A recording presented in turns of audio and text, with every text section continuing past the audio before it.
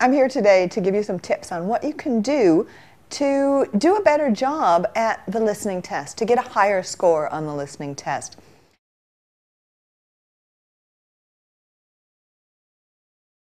The first thing, the most important thing, is to read the instructions, I think.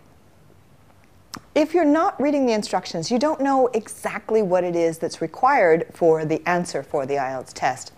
So the instructions might tell you to write down no more than 3 words or write down no more than 4 words. Numbers are important. If you get them wrong, your answer is wrong.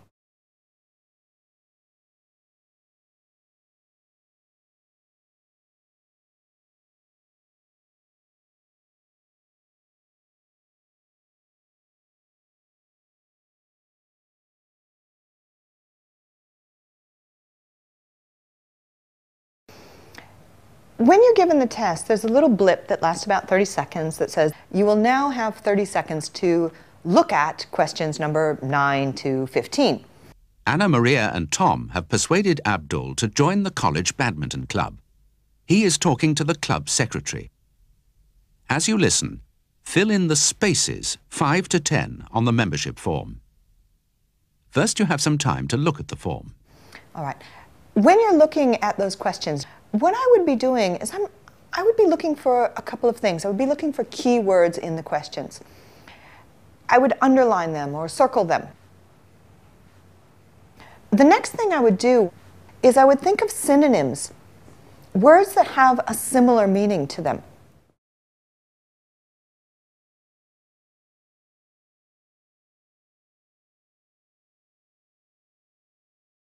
How do you rate your game? Beginner? League? Oh no, I'm not league standard. Just middling, really. Not bad, but not good. Just play for fun and to keep fit. It might have, for example, what does the student request? Now, you would underline request because you want to listen for that answer coming. But if you listen for the word request, it's probably not going to be in the text, and then you'll get lost. But if you think of synonyms for the key words, and then you're prepared, so you see request, you think, okay, maybe they'll say ask for. And then you're ready for the synonym to come.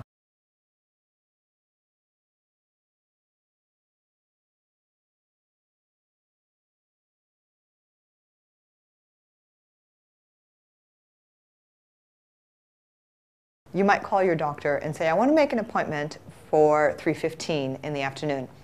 And the doctor will say, yes, that's Tuesday afternoon, the 3rd of March at 3:50. Oh no, I'm sorry, that's Tuesday afternoon, the 3rd of March at 3:15. So when you're listening to it, they might go back and reverse the information. So just because you hear something the first time doesn't mean it's the right answer.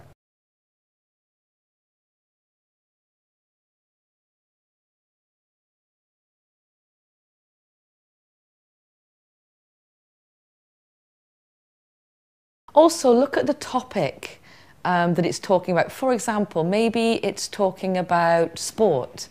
As you see that, start to think about sport. We tend to organize vocabulary in groups in our brain. So what you need to do is kind of activate your vocabulary for a certain area. So when you see maybe the topic from the various questions, start thinking about words that you know as well. It's a lot to do in 30 seconds. But this is one thing you can do.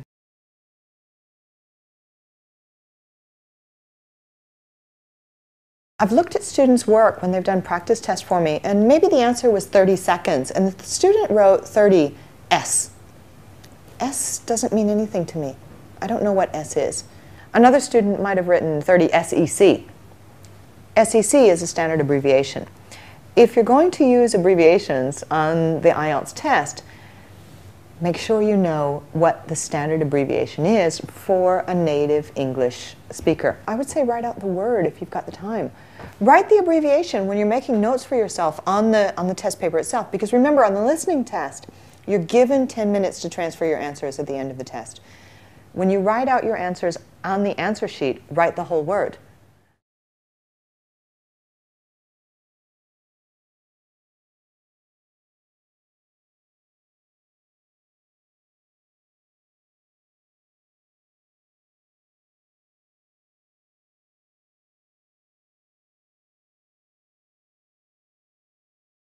Students tell me they've lost track, they don't know what's going on, they can't figure it out.